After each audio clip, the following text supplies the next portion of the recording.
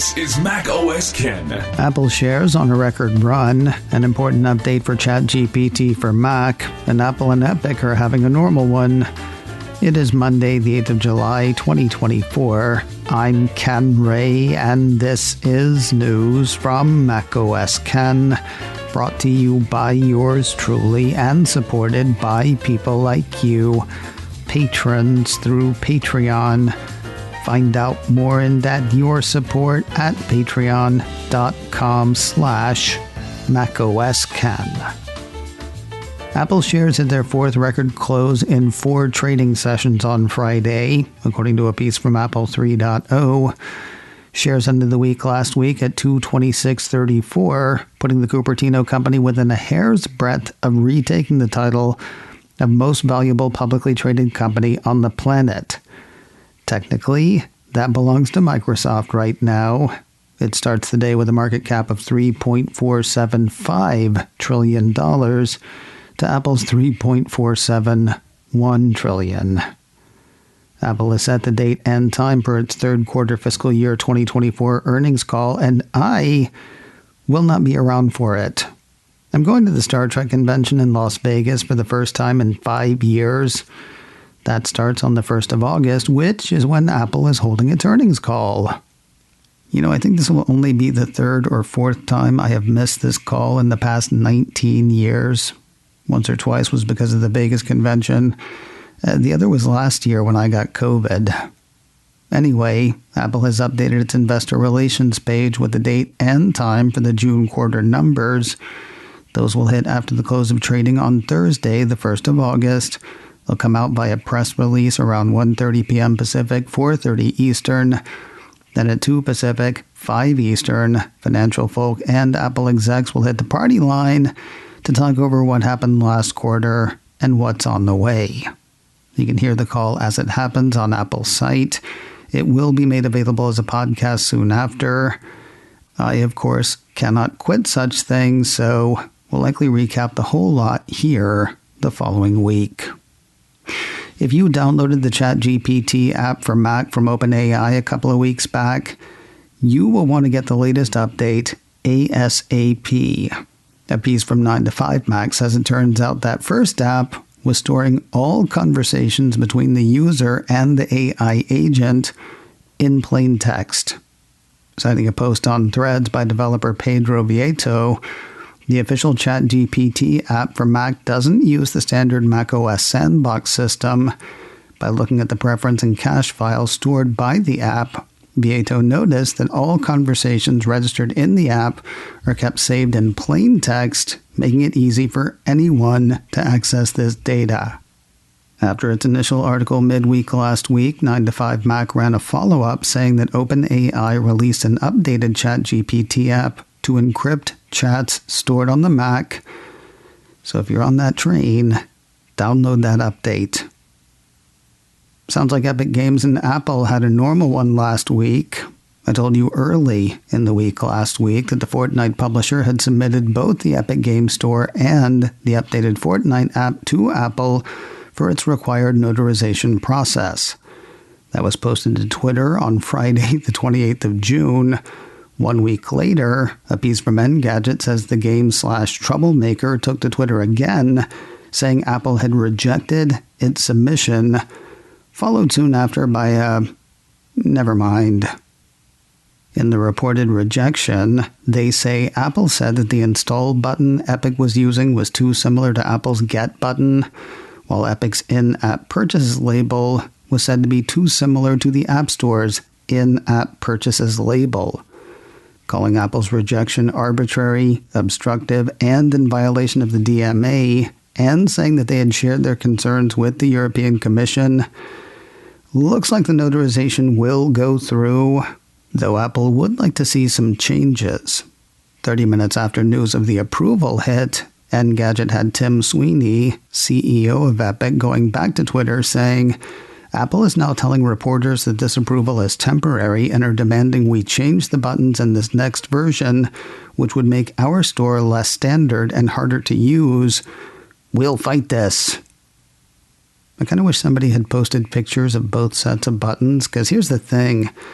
Epic didn't want to be standard. Epic wanted to be its own store, which is totally fine.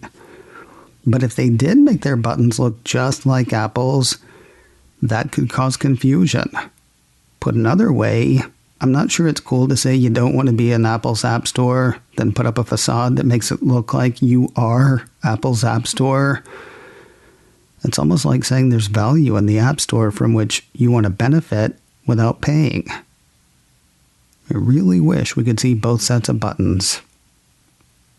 Since Russia's invasion of Ukraine a couple of years ago, I keep thinking that Apple has no dealings with that country anymore. Then there'll be some story about Russia and the App Store, and I'm like, oh yeah, that.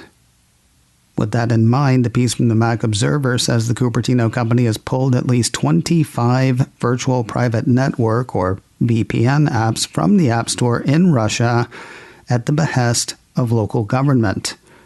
The piece cites reports from Reuters and the Moscow Times indicating that at least 25 VPN developers have had their apps removed from the Russian App Store, and more could follow. According to the report, Russia's Federal Service for Supervision of Communications, Information Technology, and Mass Media has demanded that Apple remove VPN apps for containing information that is illegal in Russia, a potential reference to VPNs that have been targeted by the media regulator for not complying with new requirements that they block access to online platforms blacklisted by the country's Attorney General. There seem to be questions between one of Apple's fastest-growing markets and the company's biggest manufacturing partner. A piece from Apple Insider cites a Reuters report saying a 5-member team from the federal government's regional labor department in Tamil Nadu visited a Foxconn plant in Chennai on the 1st of July. They were said to be following up on reports that the company is refusing to hire married women for the plant.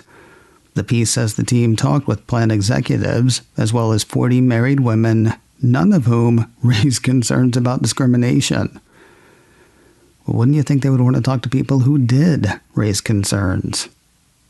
Tamil Nadu Regional Labor Commissioner A. Narasaya is quoted in the report saying, "We are collecting information and have asked the company to submit documents like company policies, recruitment policies. They told us they are not discriminating." Well, if they told you that. There is another reason to question the government's questioning, though. According to Apple Insider, the Indian government's team says it has no plans to question Foxconn's third-party recruitment staff.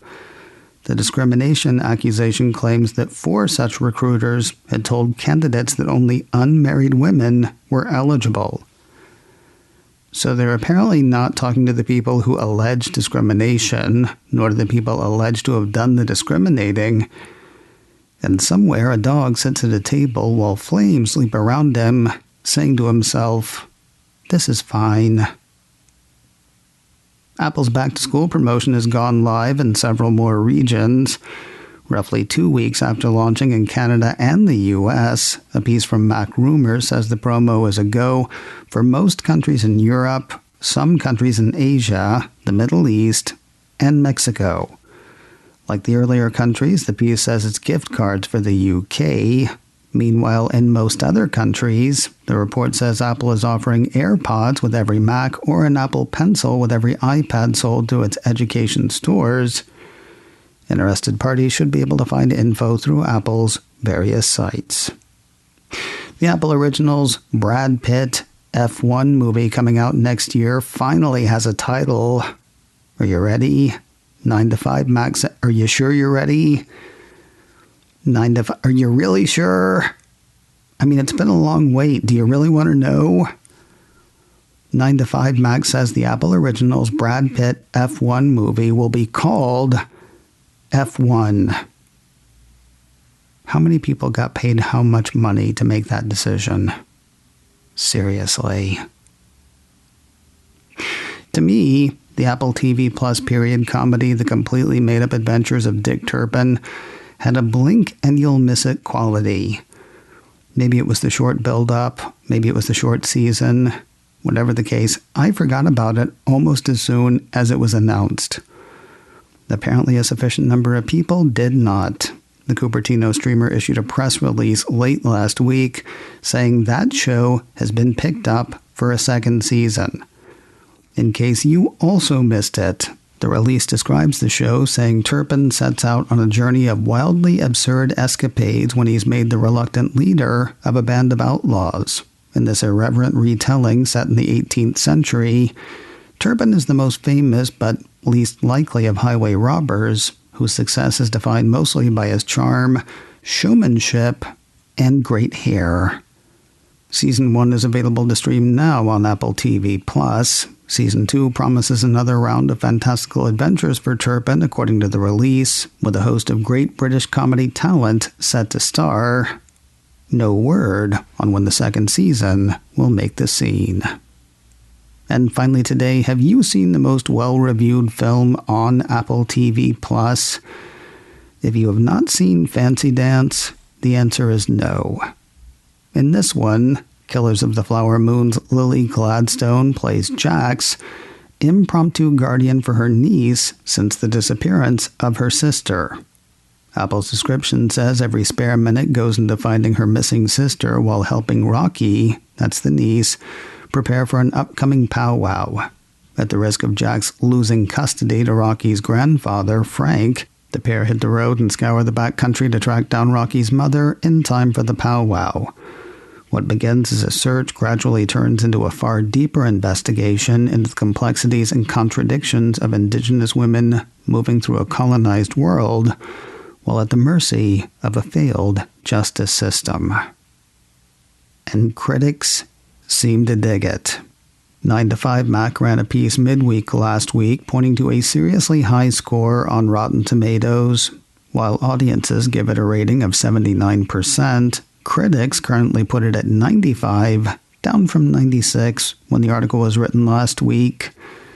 That puts the indie film ahead of such Apple TV Plus titles as The Tragedy of Macbeth with its 92%, Killers of the Flower Moon with 93%, and Academy Award winner Coda with its Rotten Tomatoes score of 94%.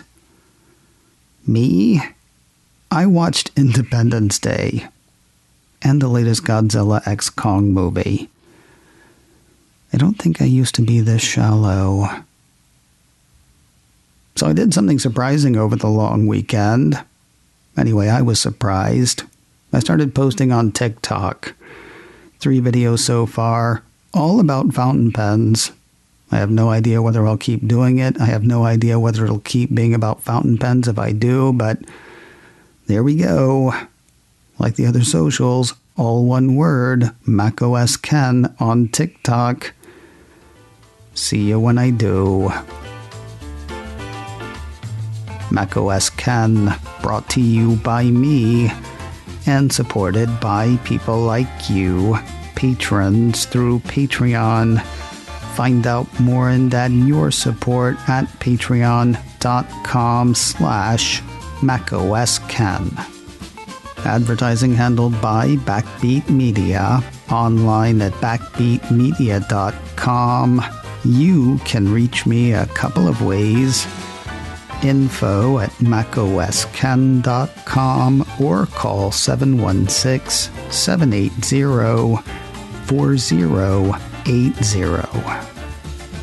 Until next time, that is news from macOS Ken. I'm Ken Ray.